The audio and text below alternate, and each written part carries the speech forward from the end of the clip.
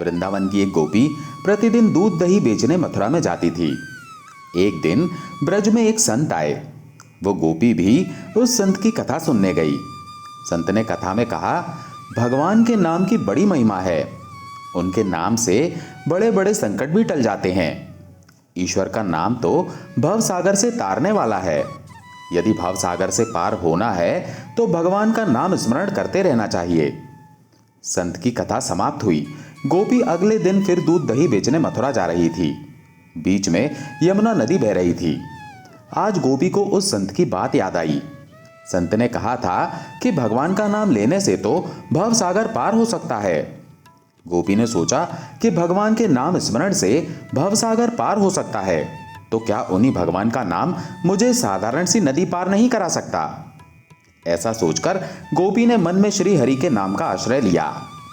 भोली भाली गोपालन यमुना जी की ओर आगे बढ़ी और अब जैसे ही यमुना जी में पैर रखा तो उसे लगा मानो जमीन पर चल रही है और धीरे धीरे वो यमुना नदी पार कर गई। यमुना पार पहुंचकर वो बड़ी प्रसन्न हुई और मन में सोचने लगी कि संत महाराज ने तो ये बड़ा अच्छा तरीका बताया नदी पार जाने का। अब रोज रोज नाविक को भी पैसे नहीं देने पड़ेंगे। एक दिन उस गोपी को विचार आया कि संत ने मेरा इतना भला किया तो मुझे उन्हें भोजन का निमंत्रण देना चाहिए। अगले दिन गोपी जब दही बेचने के लिए निकली तब संत को भोजन का निमंत्रण देने गई।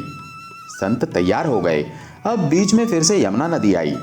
संत नाविक को यमुना पार ले जाने के लिए बुलाने लगे तो गोपी बोली, महाराज नाविक को क्यों बुला रहे हो? हम तो यमुना जी में चलते चलते ही उस पार पहुंच जाएंगे।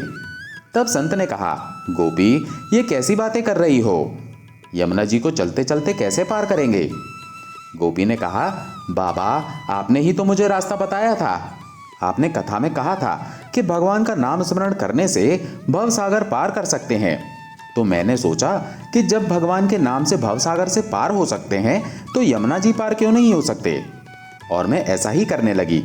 इसीलिए मुझे अब नाव की जरूरत नहीं पड़ती। संत को विश्वास नहीं हुआ। उन्होंने गोपी को कहा, गोपी तू ही पहले चल, मैं तुम्हारे पीछे पीछे आता हूं। गोपी ने श्री हरि नाम का स्मरण किया और जिस प्रकार प्रतिदिन जाती थी वैसे ही यमुना जी को पार कर गई। अब जैसे ही संत ने यमुना जी में पैर रखा तो वे छपाक से पानी में गिर गए। इससे संत को बड़ा आश्चर्य हुआ। जब गोपी ने देखा कि संत तो पानी में गिर गए हैं तब गोपी वापस आई और उसने संत का हाथ पकड़ लिया और फिर से जब वो पानी में चली तो संत भी गोपी की भांति ही ऐसे चले जैसे जमीन पर चल रहे हों।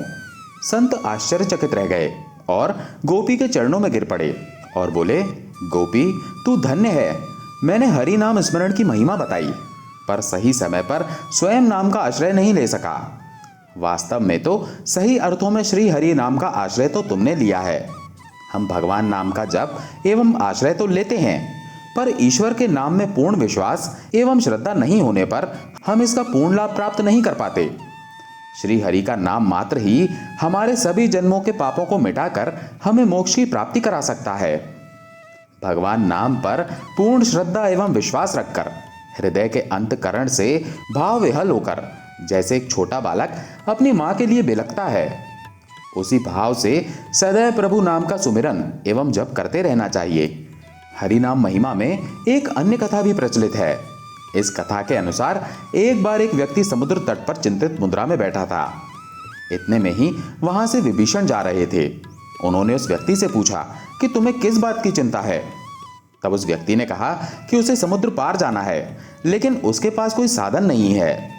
तब विभीषण ने कहा कि इस पर इतना उदास होने की क्या जरूरत है? विभीषण ने एक पत्ता लिया और उस पर श्री राम का नाम लिख दिया। विभीषण ने उस व्यक्ति से कहा कि मैंने तुम्हारी धोती में तारक मंत्र बांधा है। बिना घबराए ईश्वर पर भरोसा करते हुए पानी पर चलते जाना, समुद्र पार पहुंच जाओगे।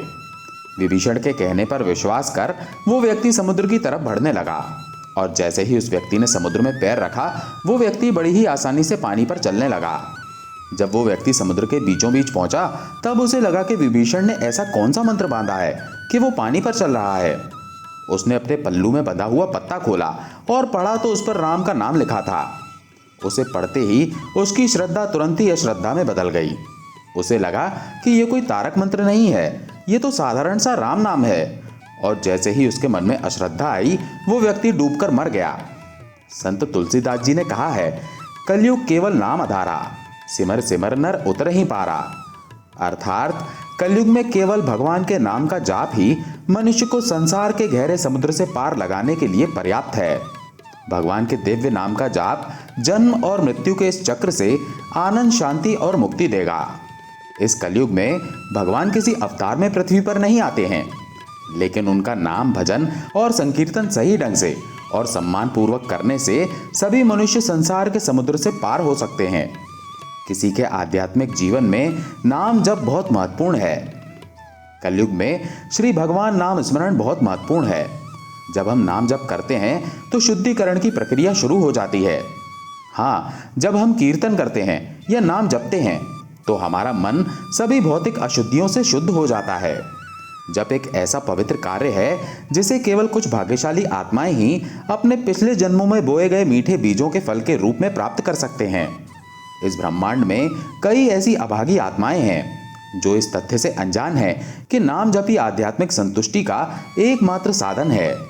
पिछले सभी युगों अर्थात सतयुग, द्वापर, त्रेता में मुक्ति के लिए अलग अलग मार्ग बताए गए थे, लेकिन कलयुग में नाम जप ही मुक्ति का एकमात्र मार्ग है।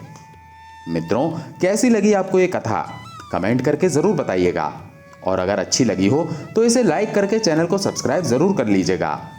जय श्री कृष्णा।